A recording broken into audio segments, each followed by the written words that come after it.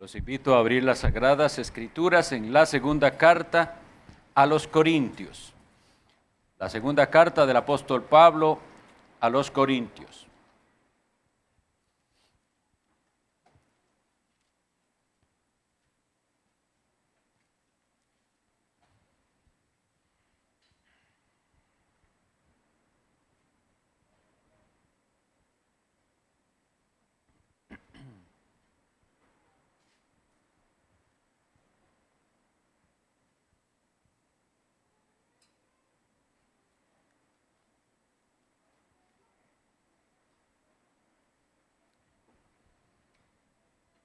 Leo para ustedes hasta el versículo 11, segunda a Corintios 1.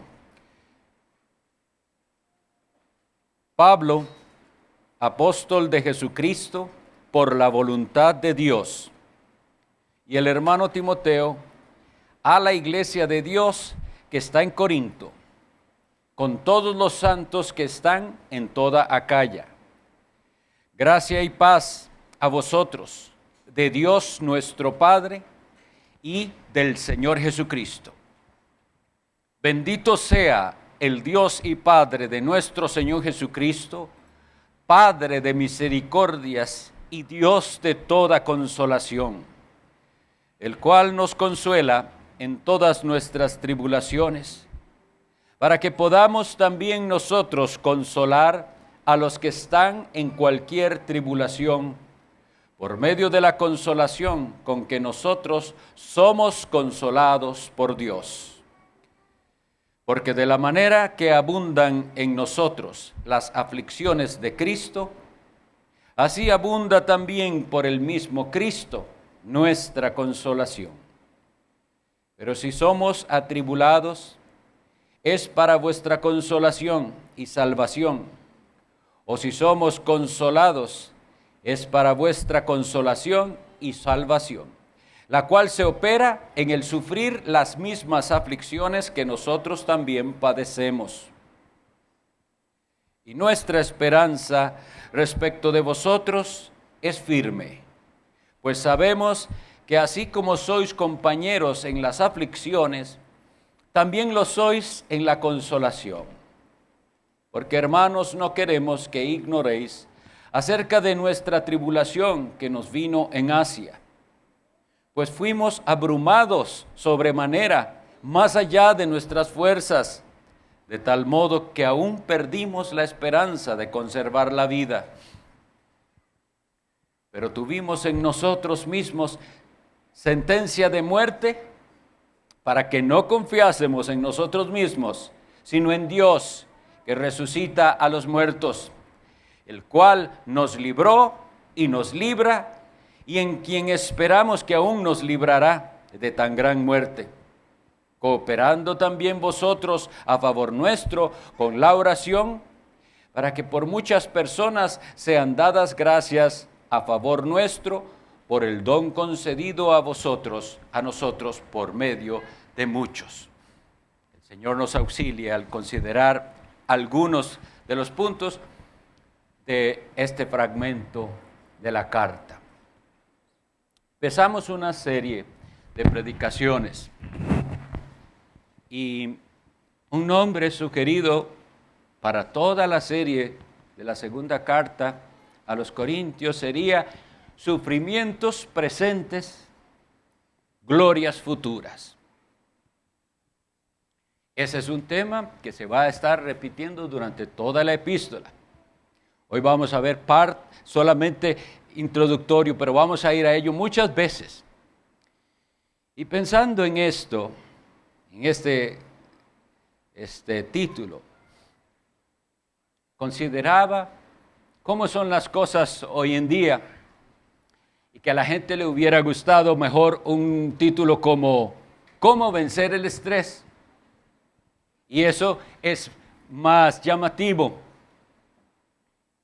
La gente no quiere reconocer la realidad de que estamos llamados y que en el llamado se nos incluyó no solo creer en Jesús, sino padecer.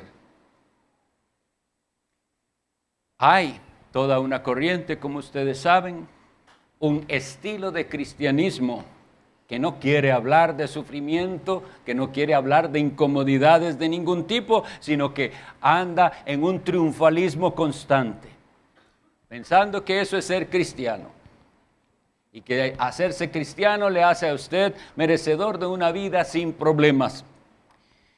Pero ya lo dice la palabra del Señor en el libro de Job, capítulo 14, versículo 1, dice: el hombre nacido de mujer, corto de días y hastiado de sinsabores. Sinsabores. La palabra realmente significa más de lo que suena. No es que no tiene sabores, que tiene un sabor amargo. Los sinsabores de la vida, las complicaciones, hastiado, no algunas.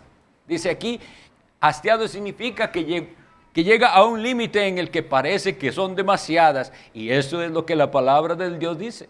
El hombre nacido de mujer, o sea, todo ser humano, corto de días y hastiado de sinsabores.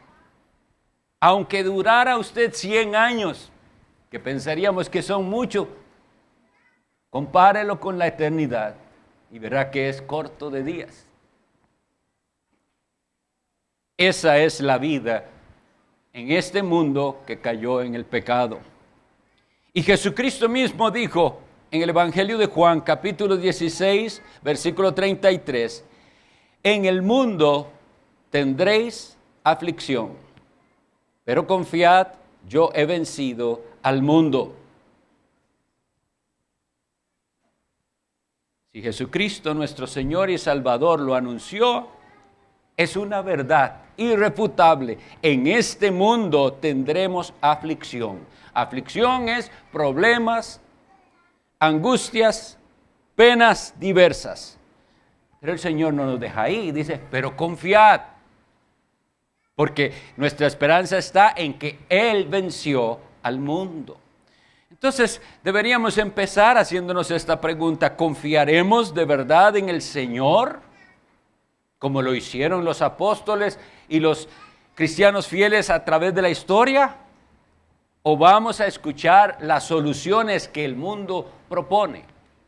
Porque las aflicciones son para todos y el mundo tiene también sus maneras de enfrentarlas.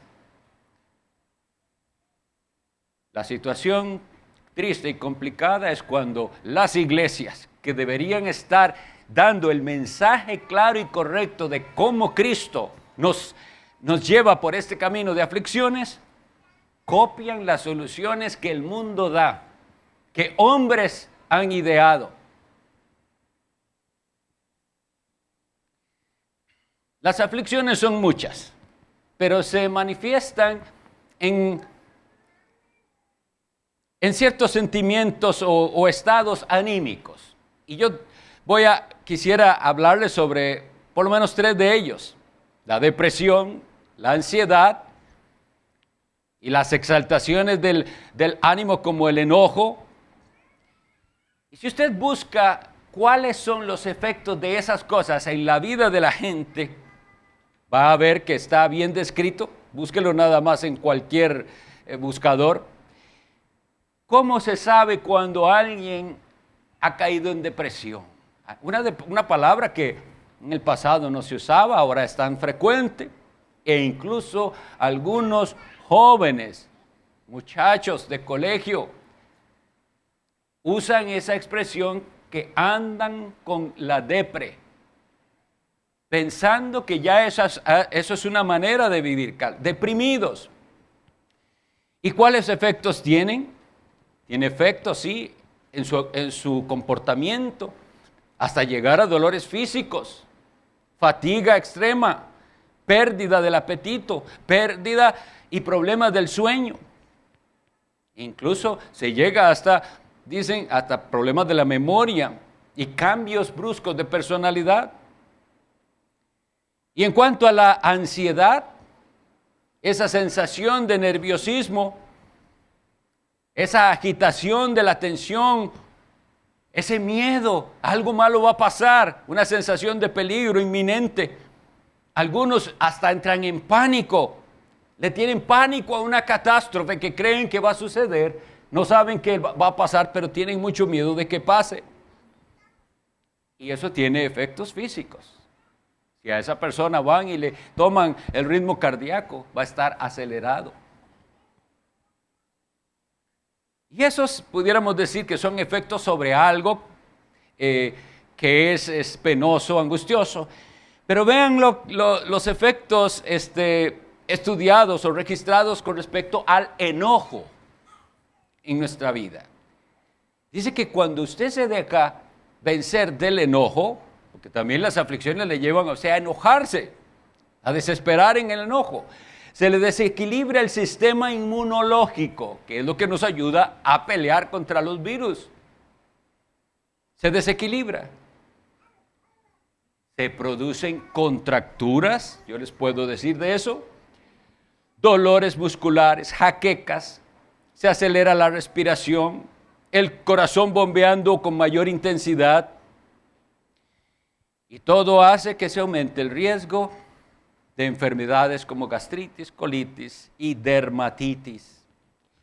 Todo eso ocurre porque el ser humano es un ser integral. Nosotros somos creados con cuerpo y alma.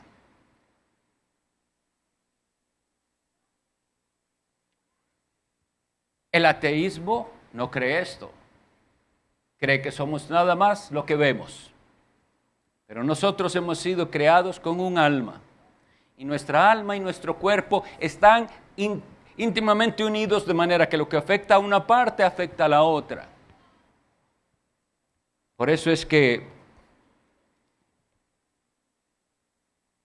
les garantizo que muchas de las veces, y no puedo decir todas de ellas porque también hay asuntos de la salud física que se afectan sin razón aparente, pero casi siempre que el cuerpo sufre, el ánimo se afecta.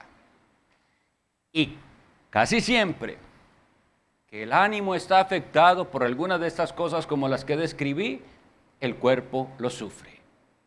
Pensando en estas cosas, ¿cómo se maneja la angustia, la tribulación, el problema? Y vea usted a ver si esos dolores frecuentes de cabeza no son el resultado de un mal manejo de esa ansiedad. Hay un sufrimiento que se lo está causando, hay un enojo que le puede causar eso, dolor de cabeza, contracturas. Entonces, la gastritis, la colitis, esos ataques vienen en su gran mayoría causados porque usted no está o no estamos manejando apropiadamente la aflicción. Y esto sea nada más a modo de introductorio, todos necesitamos ir a la palabra de Dios a aprender cómo es que nosotros que decimos tener fe en nuestro Señor Jesucristo deberíamos enfrentar y manejar estas situaciones que, como digo, producen todo este tipo de síntomas físicos, dolores, que son dolores no imaginarios. La cabeza duele de verdad, la contractura está ahí de verdad. La gastritis no es imaginaria y la colitis tampoco, y son provocadas muchísimas veces porque no hemos ido a Dios y a su palabra para saber manejar esas situaciones. Con lo cual se muestra que hay una gran falta de fe y en algunos casos se notará ausencia completa de fe. No hay fe. Lo que se tiene por fe llega a ser simplemente palabras, pero no parece producir lo que Cristo prometió. Confiad, dijo él. Confiad, yo he vencido al mundo. ¿Cree usted que Cristo de verdad venció? Entonces, ¿dónde encuentra el ser humano consuelo cuando está triste, cuando está decepcionado? Y vamos a ir analizando. ¿Dónde lo encuentra usualmente? Bueno, muy frecuentemente en los placeres de esta vida. Y los placeres de esta vida para muchos son comer, comprar, viajar. Entonces, al enfrentar aflicciones y ansiedad o depresión, gente comienza a tener desórdenes alimenticios. O va y parece que le levanta el ánimo comprar. Usar mal el dinero que Dios le dio, del cual Él le va a pedir cuentas. Pero esa es una solución para algunos. Se siente mal y va y se compra algo. O alguien le ha dicho, lo que tenés que hacer es irte de vacaciones, viajar. Por eso es que existen los programas de autoayuda. Porque en el mundo la solución la tiene usted. Presten atención a las maneras en que el mundo soluciona estos problemas, porque estos problemas que estoy yo diciendo son cotidianos. Todos los conocemos y de esto oímos diariamente. ¿Cómo es que lo soluciona? Como les decía, esa primera sería yendo a los placeres de esta vida. Y otros han dicho, no, usted tiene en usted mismo la solución. Esos son los programas de autoayuda. Pero ese es el pensar humanista que le hace al hombre creer que él tiene en sí mismo todo lo necesario. Ahora, no quiero que cuando diga esto entendamos mal de que no nos capacitó Dios de manera natural también para vencer sobre muchas cosas. Precisamente ese sistema que yo mencioné, el sistema inmunológico, es maravilloso. Estúdienlo. ¿Cómo hizo Dios para hacer un sistema en el cuerpo humano que sepa vencer los virus y generar anticuerpos? Es decir, sí, Dios nos dio. En nosotros mismos hay. Pero, ¿de quién proviene? ¿De quién proviene que nosotros tengamos algo así? ¿Y cómo haremos para tener un buen sistema inmunológico? Entonces, como vemos, la gran diferencia es quién recibe la gloria en estos sistemas de recuperación, digámoslo así. En el humanismo, entonces, es nada más, usted puede, hágalo, usted tiene las fuerzas, si se propone, el que quiere puede, etc. Nosotros veremos que no es así. Que lo que tenemos que hacer es usarlo, sí, lo que Dios nos dio en dependencia de Cristo. Y entonces por eso, como les decía, tristemente, por ser la situación de la sociedad ahora así, son más frecuentes esos otros títulos como el manejo del estrés. No, nosotros lo que vamos a aprender entonces es a pasar por los padecimientos y sufrimientos de esta vida en dependencia de Cristo y con la mira en las glorias futuras. ¿Qué más propone el mundo? Técnicas de meditación, deportes, hobbies. Vamos a ver entonces lo que dice el apóstol Pablo de cómo se enfrenta y cómo lo enfrentó él. Este es solo uno de los temas del segmento que hemos leído, después veremos más cosas, pero él dice, bendito sea el Dios y Padre de nuestro Señor Jesucristo, Padre de misericordias y Dios de toda consolación. Padre de misericordias y Dios de toda consolación. En el Evangelio de Juan, capítulo 15, versículo 26, Jesucristo prometió que Él enviaría al que llamó el Consolador. Dice, pero cuando venga el Consolador, a quien yo os enviaré del Padre, el Espíritu de verdad, el cual procede del Padre, Él dará testimonio acerca de mí. Es llamado al Espíritu Santo el Consolador. ¿Y qué es lo que hace alguien que consuela? ¿Qué es realmente el consuelo? ¿En qué consiste? Es ese alivio, es ese poder respirar ya en un ritmo correcto, es ese tener la tranquilidad del ritmo cardíaco, consuelo, alivio, calma, un calmante o remedio en medio de la pena y del dolor. sea físico o sea emocional. Todos anhelamos eso y sabemos que qué hermoso es cuando lo hemos experimentado. El consuelo. El consuelo entonces viene de Dios mismo, se le llama Padre de misericordia. Dios por su Espíritu Santo trae a los suyos el consuelo que necesitan, para que no vayan a buscarlo en ningún otro lado. El Consolador está con nosotros. Si somos de Cristo, está con nosotros y en nosotros. Esas dos cosas tienen que ser reales y verdaderas en la vida del cristiano. Que el Espíritu Santo está con nosotros y en nosotros. Y se le llama a Dios no solo Padre de toda consolación, sino de misericordias. Esas misericordias que decía el profeta Jeremías en Lamentaciones 3:23, nuevas son cada mañana. Nuevas.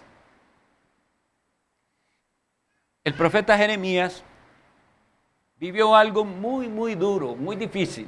Muchos profetas anunciaron juicio. Muchos.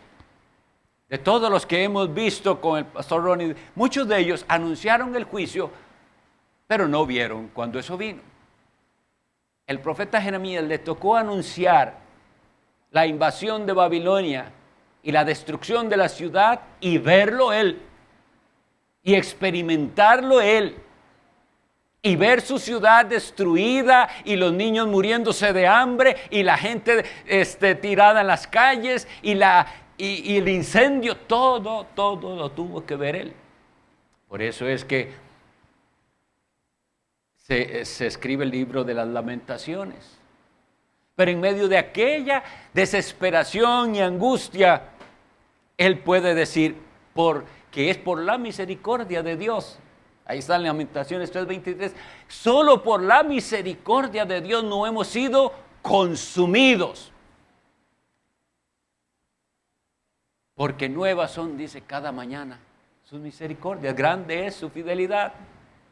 Pero la manera de ver el mundo de alguien como Jeremías, que sufrió y que vio a los demás sufrir sin poder él hacer nada para ya cambiar las cosas, todo depende de cuál es su visión del mundo, su entendimiento de Dios, su entendimiento de sí mismo, de lo que sucede. Pero en este mundo tan oscuro donde la gente tiene conceptos tan equivocados, poco puede servirles el consuelo que se describe ahí. Cada uno de nosotros puede, por la gracia de Dios, experimentar, si tenemos al Consolador, alivio de nuestras penas. Y Él calmará y dará remedio a nuestras penas y a nuestros dolores. Y no siempre eliminando esas penas y dolores. Porque eso es lo que nosotros quisiéramos. ¿Qué es lo que oramos? Quítalo de aquí. Quítame este sufrimiento. Quítame esta prueba. Pero no es la manera de Dios siempre. Sino en medio de la situación. Dice aquí el versículo 4, que ese Dios maravilloso, que es Padre de misericordias y Dios de toda consolación, el versículo 4 dice, el cual nos consuela en todas nuestras tribulaciones. Las tribulaciones. Problemas. Todo lo que no salga bien, podemos llamarlo tribulaciones. Problemas medianos y grandes. Casi nadie tiene problemas pequeños. Nosotros, de hecho, solemos ver nuestros problemas como los más grandes de todos. Son más grandes que los de los demás. Y debemos reconocer que muchas de esas tribulaciones son el resultado de nuestro pecado y de nuestras malas decisiones y de nuestras malas acciones. Pero si nosotros continuamos buscando a quién culpar de lo que estamos viviendo, todavía no nos vamos a acercar a la consolación prometida por Dios.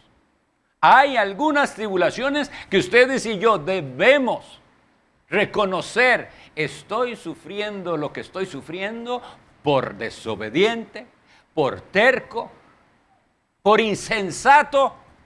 Y entonces está dando un paso hacia encontrar consuelo en medio de esas tribulaciones.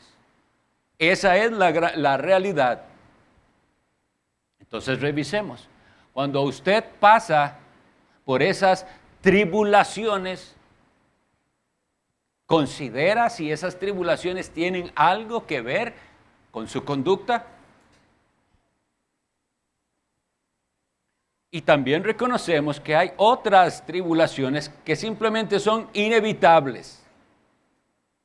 Y que hay tribulaciones que han sido enviadas por nuestro Dios soberano para nuestra santificación. Decir esto no cuesta. ¿Lo cree usted?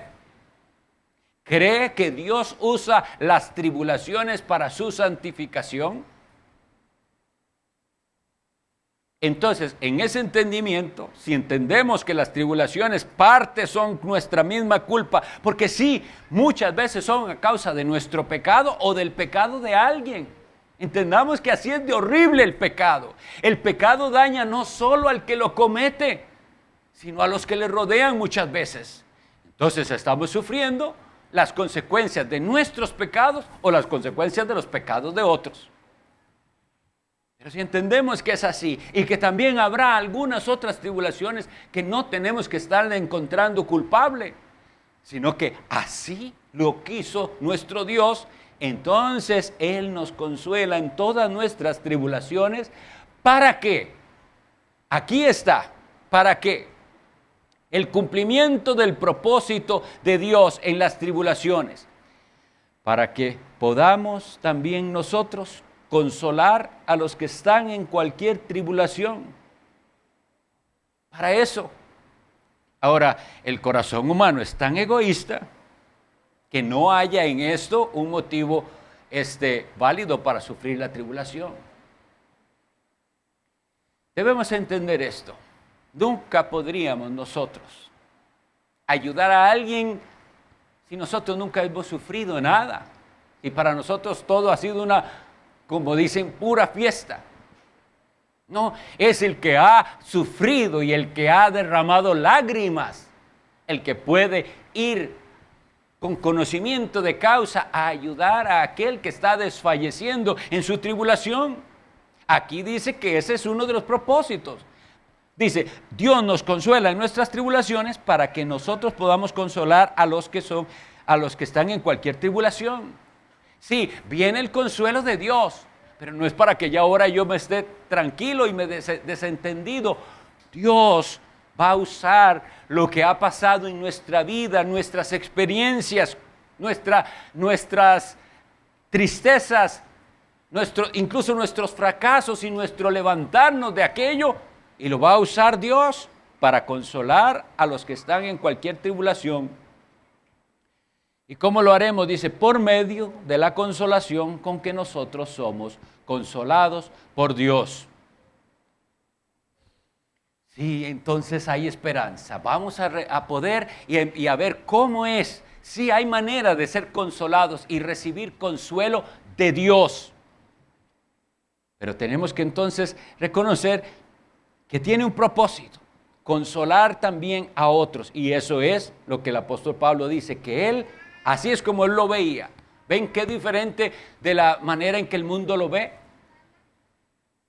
Dios tendrá algún propósito en mí, que estoy pasando estas angustias, estos pesares. Dios tendrá algún propósito en mí y hará que esto sirva para que yo pueda algún día consolar a otros.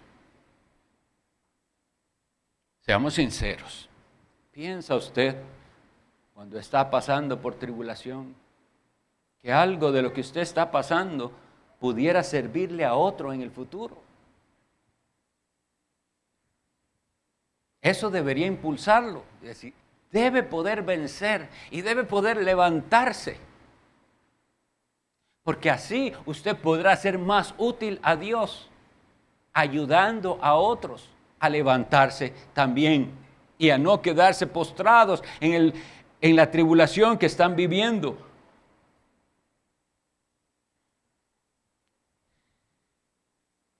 Como en todo, no se puede hablar de lo que usted no ha experimentado. Si no ha experimentado la consolación, esa compañía del Espíritu Santo que viene en los momentos de terrible angustia, si no ha experimentado esa consolación, difícilmente va a poder usted consolar a otros. Y si va y le dice palabras, van a ser palabras. Por eso en consejería no se trata de que usted para ir a aconsejar a alguien vaya con 3 y 4 versículos que se los va a tirar y ya. Es mucho más que eso. Es que esa palabra tiene que haber hecho un efecto en su propia vida. Usted ha recibido verdaderamente consuelo de parte de Dios por medio de su palabra y ahora sí, usted es capacitado para ir y consolar a otros. Pero aquí es donde nosotros tenemos que ser cuidadosos. Porque si nosotros no pasamos adecuadamente y correctamente por las tribulaciones, recibiendo ese consuelo de Dios, yo quisiera preguntar, ¿con qué autoridad o con qué cara pudiéramos decirle, le va a usted a hablar a alguien de Cristo, del Espíritu Santo Consolador? ¿Cómo le va usted a hablar a otros si usted no encuentra en Cristo el consuelo? Si usted es de los que encuentra en las cosas del mundo el consuelo.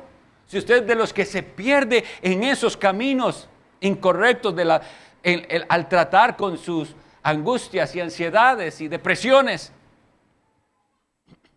Bueno, aquí dice que es para eso.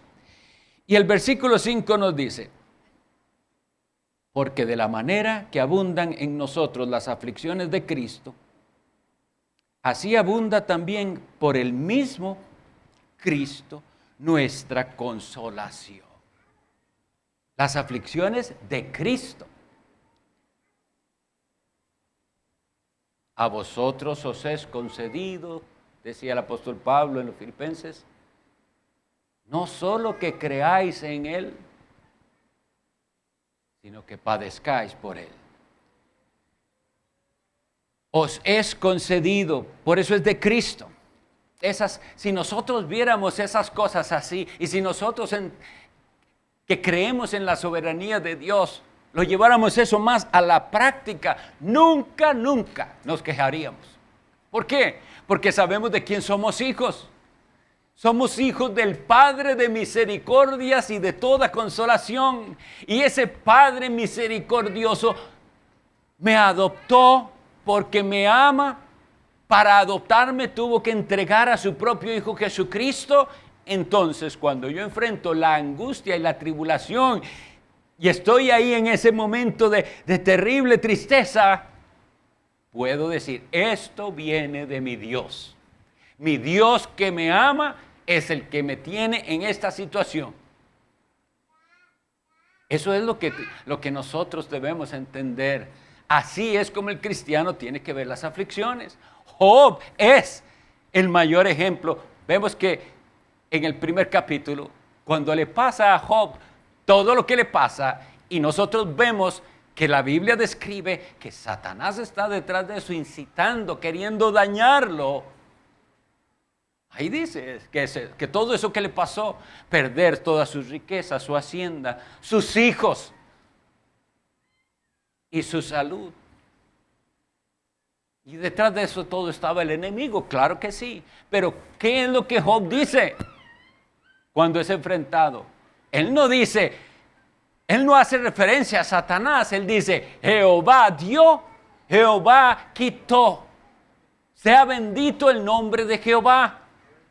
Él ve a Dios detrás de todo. Eso es lo que nosotros tenemos que hacer. Ver a Dios detrás de todo. Cumplir y saber que Él tendrá un propósito. Entonces, hay esperanza, porque nos dice el versículo 5, porque de la manera que abundan en nosotros las aflicciones de Cristo, así abunda también por el mismo Cristo nuestra consolación. Abunda, no poco, abunda. Y vamos avanzando en ver cómo es que esto va a pasar. Primero entendamos que hay el propósito de Dios. Versículo 6 dice, pero si somos atribulados es para vuestra consolación y salvación. O si somos consolados es para vuestra... Pero si somos atribulados es para vuestra consolación y salvación. Y si somos consolados luego de esas tribulaciones es para vuestra consolación y salvación también, la cual se opera en el sufrir las mismas aflicciones que nosotros también padecemos. Y nuestra esperanza respecto de vosotros es firme, pues sabemos que así como sois compañeros en las aflicciones, también lo sois en la consolación. Entonces nos vamos acercando al cómo, porque ya vemos que hay un propósito. Dios es glorificado a través de esto. Eso choca a ese pensamiento de hoy, que Dios sea glorificado de esta manera, pero es lo que la Biblia nos enseña. Ustedes recuerdan cómo al final del Evangelio según Juan, cuando el Señor Jesucristo le dice a Pedro, le anuncia cómo él va a morir. Y le dice, Pedro, cuando eras joven te ceñías e ibas donde querías. Cuando seas viejo, extenderás tus brazos y otro te ceñirá. Pero ¿qué dice la Escritura? Inmediatamente después de que describe cómo Pedro, esas frases de Cristo, dice, y esto decía de la muerte con que glorificaría a Dios. Quiere decir que lo que sufrió el apóstol Pedro en su martirio fue para la gloria de Dios. Tenemos que tener un concepto correcto de Dios para poder decir amén. En ese sufrimiento y en esa muerte de mártir, Dios fue glorificado. Y eso se espera de cada uno de nosotros, porque en las aflicciones que nos pueden venir, las mismas o peores aflicciones que a los que le viene a cualquier otra persona, crea o no crea en Dios, la gran diferencia es cómo va a enfrentar esa aflicción, lo cual los demás van a ver. Va a enfrentar esa aflicción glorificando a Dios y creyendo de todo corazón que Él está cumpliendo su propósito y que todo lo que usted está pasando, lo está pasando por Él y para Él, o va a enfrentarla como la enfrenta el que no tiene fe, el que reclama y sigue reclamando de que por qué así y que por qué a otro no le pasa lo que a mí me pasa y que mis penas son peores que las del otro. Y entonces así no glorificará a Dios. Sí, Dios es glorificado y ahorita vemos en otro versículo que dice exactamente cómo. Dice, porque hermanos, no queremos que ignoréis acerca de nuestra tribulación que nos sobrevino en Asia, porque fuimos abrumados sobremanera, más allá de nuestras fuerzas, de tal modo que aún perdimos la esperanza de conservar la vida. Pero, porque vean, a veces esto es la apariencia de las cosas, y ellos así lo sintieron. Ya estamos al límite, creo que ya no nos van a dar las fuerzas, hasta aquí llegamos. Pablo y Timoteo y los que estaban con ellos, hasta aquí, creo que ya, dice, aún perdimos la esperanza de conservar la vida. Nosotros no hemos, como dice el escritor a los hebreos, padecido hasta la sangre. No hemos hecho eso. Y nuestras quejas son muchas. Versículo 9, pero tuvimos en nosotros mismos sentencia de muerte para que no confiásemos en nosotros mismos, sino en Dios que resucita a los muertos. Y aquí es donde está la gran diferencia. Tuvimos sentencia de muerte en nosotros mismos con este propósito. Deje de confiar en usted mismo. Confíe en Dios que resucita a los muertos. Ahí está la solución. Versículo 10, el cual nos libró y nos libra y en quien esperamos que aún nos librará de tan gran muerte, cooperando también vosotros a favor nuestro con la oración, para que por muchas personas sean dadas gracias a favor nuestro por el don concedido a nosotros por medio de muchos. Entonces, el propósito de Dios se cumple y Dios es glorificado cuando se van a producir luego muchas acciones de gracias en respuesta a la oración. Y aquí el Señor, yo creo que va a tener que reprendernos.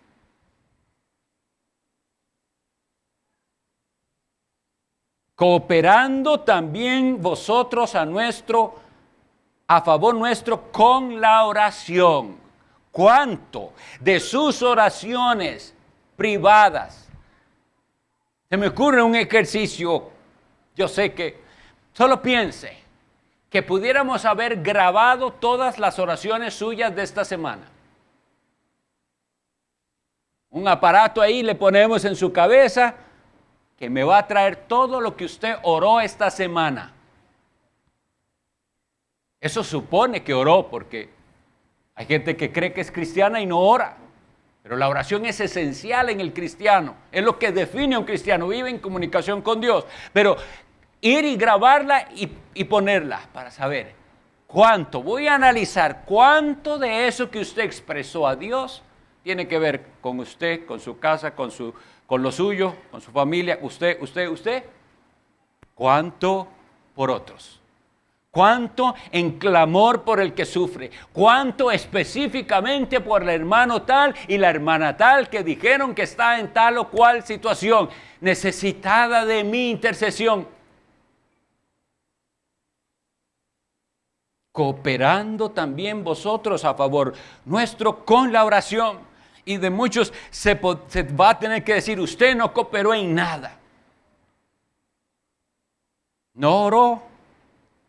Pero en cambio los que oraron, los que se propusieron y dijimos, sí, cuando anunciaron nos pusimos a orar y Dios nos contestó, aquí está el propósito de Dios, dice, para que por muchas personas sean dadas gracias.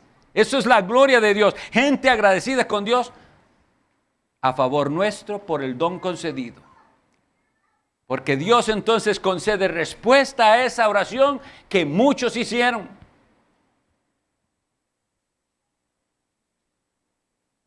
Esto es lo que hace entonces que la iglesia del Señor, los cristianos, sean más conscientes de que no estamos solos, de que la compañía del Consolador está con nosotros. Y eso lleva gloria a Dios. Entonces, debemos ver en estos versículos que se nos enseña la necesidad del compañerismo cristiano. Eso es algo necesario. No hay en la Sagrada Escritura cristianismo de personas que simplemente se aíslan y dicen, ahora yo no voy a hacer mal, voy a portarme bien, pero no tiene unión con el cuerpo de Cristo. Lo habíamos dicho hace poco y es necesario repetirlo. No se puede ser de Cristo y estar desligado del cuerpo de Cristo. Y el cuerpo de Cristo es la iglesia. Ese compañerismo tan necesario y que se hace muchísimo más necesario en momentos de angustia. Ese compañerismo cristiano.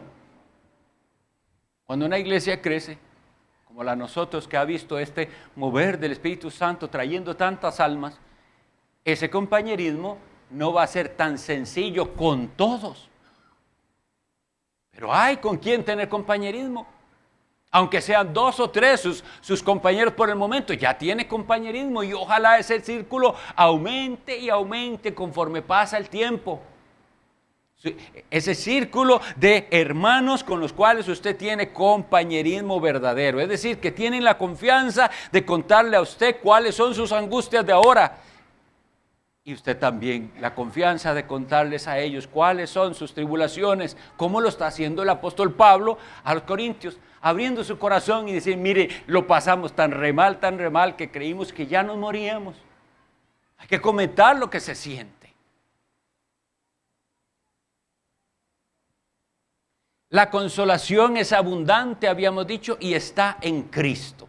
Y Cristo, en los días de su humanidad, el Hijo de Dios, nos dio el ejemplo exacto y verdadero de cómo nosotros debemos manejar nuestras tribulaciones.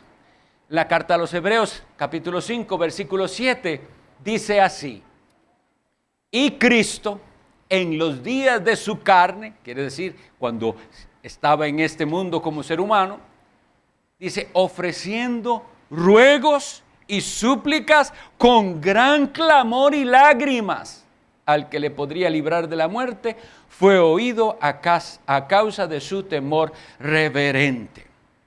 Si Cristo es nuestro ejemplo, si somos seguidores de Jesucristo, ¿cómo es que vamos a pasar por este versículo sin ponerle atención? Oiga, Él ofrecía ruegos y súplicas con gran clamor y lágrimas. Eso es orar. ¿Así lo ha visto Dios a usted, orar con clamor y lágrimas? ¿O es simplemente un rezo aprendido que usted mismo se hizo y le dice las mismas cosas a Dios siempre? ¿O va usted a tomar este ejemplo de Cristo que dice que ofrecía ruegos y súplicas con clamor y lágrimas? Y oigan, ¿a quién las ofrecía? ¿A su Padre? Porque Él sabía que le podría librar de la muerte, claro que sí. Pero preguntemos, ¿lo libró? Padre, si es posible, pasa de mí esta copa, el sufrimiento y el tormento. Él pidió, si es posible, pero no sea mi voluntad, sino la tuya. ¿Ora usted así? Esa es la manera de orar. Estoy en terrible angustia. Siento que ya no aguanto más. Y quisiera que me quites ya este problema, Dios mío. Pero no se haga mi voluntad, sino la tuya. Porque la voluntad de Dios bien pudiera ser dejarlo ahí un tiempo más para que usted aprenda algo, para que sea santificado. ¿Lo ha llevado la tribulación a orar más? ¿O es su vida como la del mundo, que ni siquiera piensa en las cosas, no analiza, no reflexiona? Bien, para ir, voy acercando al final de la exposición. Lo que tenemos que tener claro, iglesia de Dios, es que la psicología no es el camino, de ninguna manera. Las iglesias que han adoptado ese sistema y que hablan del psicólogo cristiano y la consejera cristiana, etcétera, se apartaron de este camino. Dios puso en las iglesias por medio de su palabra, los que necesitan, los que están capacitados para aconsejar, que no necesariamente todos tienen que ser los pastores. Hay hermanos maduros en la fe que le pueden llevar por medio de la palabra y la oración consuelo a usted. No tiene que buscar psicólogo.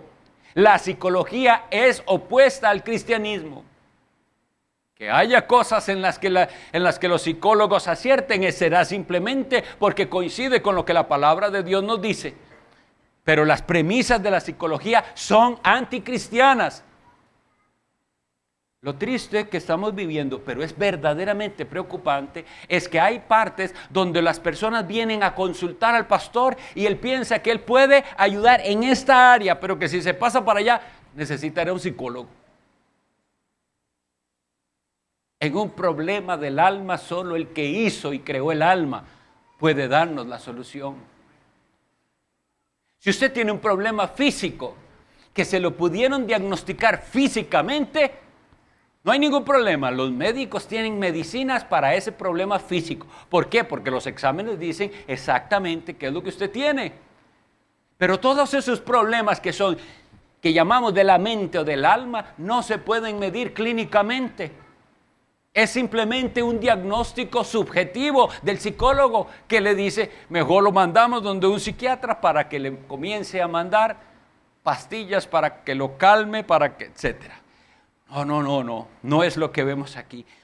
Nosotros sabemos en quién tenemos la consolación, de dónde viene, de Cristo mismo.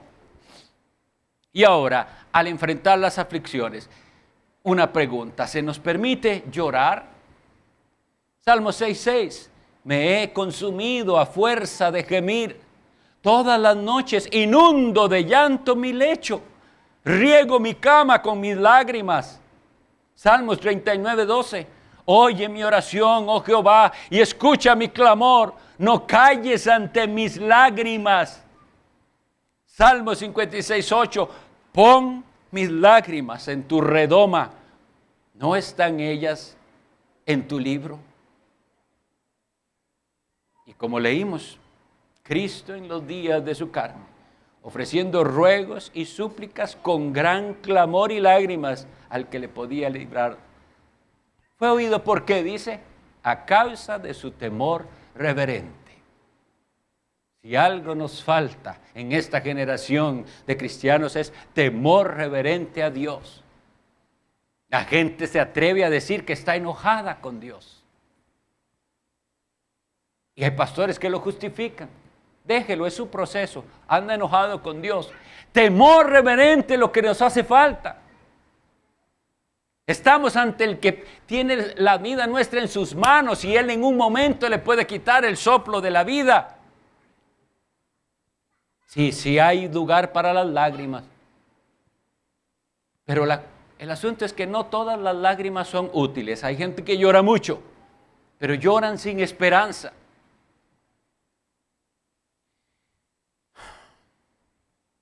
Para concluir, quisiera hacer un breve comentario. En el siglo XVI, en el año 1560, Federico III del Palatinado, un príncipe alemán, él había abrazado la fe protestante bíblica y él quería que su pueblo aprendiera la Biblia. Pero bueno, imagínense, por siglos bajo el catolicismo, donde usted no sabe nada de la Biblia, solo lo que le dicen que hay que hacer y lo hace. Y ahora dicen, no, sola la Escritura, aquí está la revelación de Dios, esto es lo que tenemos que creer y practicar. Sí, muy bien, pero después de tantos siglos, ¿cómo hacemos para enseñarle a la gente? ¿Cómo hacemos para quitar las malas costumbres, para darle verdadera esperanza en Dios? Entonces, este hombre, Federico III, encarga a dos jóvenes estudiosos de la palabra de Dios, es decir, teólogos, y les dice que él necesita que creen un documento que ayude a enseñar las Sagradas Escrituras. Los hombres fueron Zacarías Ursino, que tenía apenas 29 años, y el otro era Gaspar Oleviano, 27 años. Y ellos comienzan a redactar cómo enseñar la Sagrada Escritura. Cómo enseñarle desde lo básico hasta cómo es realmente, qué es lo que la Biblia enseña. Entonces ellos hicieron lo que se llama el Catecismo de Heidelberg. Heidelberg es una ciudad en Alemania. ¿Por qué lo traigo aquí? Porque quisiera que analicemos brevemente la primera pregunta de ese catecismo y veamos qué sabiduría al aplicar la palabra de Dios. Presten atención, por favor. Pregunta número 1 es la que quiero presentarles. Dice así: ¿cuál es tu consuelo, tanto en la vida como en la muerte? Por ahí empecemos. Eso es lo que están diciendo. Usted es cristiano, de verdad. Le voy a hacer esta pregunta: ¿cuál es su consuelo, tanto en la vida como en la muerte? Hoy hemos hablado de la necesidad de consuelo, de las tribulaciones. ¿Cuál es su consuelo? Y el catecismo responde: que yo, en cuerpo y alma, tanto en la vida como en la muerte, no me pertenezco a mí mismo, sino a mi fiel Salvador Jesucristo, que me libró del poder del diablo, satisfaciendo enteramente con su preciosa sangre por todos mis pecados, y me guarda de tal manera que sin la voluntad de mi Padre Celestial, ni un solo cabello de mi cabeza puede caer. Antes es necesario que todas las cosas sirvan para mi salvación. Por eso también me asegura por su Espíritu Santo la vida eterna y me hace pronto y aparejado para vivir en adelante según su santa voluntad. Veamos qué palabras. ¿Dónde está el consuelo entonces? En saber que no está, que yo no me pertenezco a mí mismo, que Jesucristo me compró con su sangre y que entonces como soy de Él, dependo de Él, ya no estoy bajo el poder del diablo. Eso es maravilloso. En los momentos de aflicción usted no tiene que venir a que le echen el demonio, a que le hagan un exorcismo. Usted tiene que recordar quién derramó la sangre en el Calvario por usted, Jesucristo. Ahora usted le pertenece a Cristo. Y dice que nada le va a pasar, dice esta respuesta. No me puede pasar nada sin el permiso y la autoridad de mi Padre Celestial. Dice, ni un solo cabello de mi cabeza. Así me cuida Él. Y me dio a su Espíritu Santo. Me dio la vida eterna. Así que yo no voy en este mundo caminando solo. Este peregrinaje que sí es difícil y que sí es arduo, lo hago con el auxilio del Espíritu Santo. El Espíritu Santo que está en mis hermanos también. Mis hermanos que oran por mí. Que lloran a mi lado cuando vienen las penas. Que me apoyan. Hermanos a los cuales yo puedo decir, hermano, por favor, recuérdeme sus oraciones porque estoy en una cierta aflicción. Y si le tiene más confianza, cuéntele la aflicción. Esto es para los que pueden decir con todo el corazón, no me pertenezco a mí mismo, le pertenezco a mi Señor y Salvador Jesucristo porque Él me libró del poder del diablo, derramó su sangre, me compró. ¿Puede decir usted eso? Si usted no puede decir eso, no hay consolación todavía para usted. Van a ser remedios pasajeros, momentáneos. Como decía el profeta, curan la herida de mi pueblo con liviandad. Usted tiene una terrible herida y lo que mejor hacemos es aliviarlo por encima y no ir a ver qué le provocó eso, esa llaga tan rara que tiene ahí, tan profunda, que está supurando. ¿Por qué no verlo? Pero la gente se contenta con un remedio superficial. No se contente con lo superficial. Debe asegurarse, si usted tiene en Jesucristo, el Hijo de Dios, su consuelo. Y si es así, se va a ver en cómo usted vive y usted va a querer compartir ese consuelo con otros. Eso es lo que leímos, ¿verdad? Pongamos en práctica la palabra de Dios. Pongámosla y clamemos que Él nos ayude a ponerla en práctica de verdad. Oremos. Señor Dios Padre Todopoderoso, eres maravilloso y misericordioso. Y hoy necesitamos, hoy mismo, tu consuelo. A veces nos sentimos desfallecer. A veces sentimos que la espera es demasiado larga por cosas que te hemos pedido y rogado y todavía no vemos la respuesta. No dejes que desmayemos. Ayúdanos entonces a practicar lo que hemos leído, a apoyarnos unos a otros en oración y enséñanos a orar como tu Hijo Jesucristo oró cuando estaba en este mundo con clamor verdadero. Perdónanos cuando nos hemos quejado y ayúdanos. Y hoy, si hay en medio de nosotros alguien que no puede decir con verdad que pertenece en cuerpo y alma, en la vida y en la muerte a Jesucristo, que tu Espíritu Santo le haga venir al Salvador. Lo pedimos en el nombre de Cristo y para la gloria de Cristo. Amén. Que el Señor los bendiga a todos. Si hay dudas o consultas, por favor, contacte a los ancianos de la iglesia.